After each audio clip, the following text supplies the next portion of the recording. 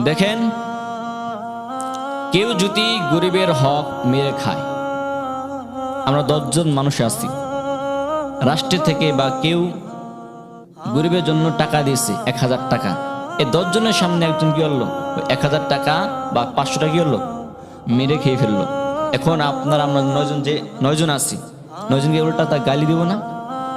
হ্যাঁ রে বেড়া, খাওয়ার জায়গা পালি না, গরিবের সম্পদটা খাইলি, এ কথা বলি না?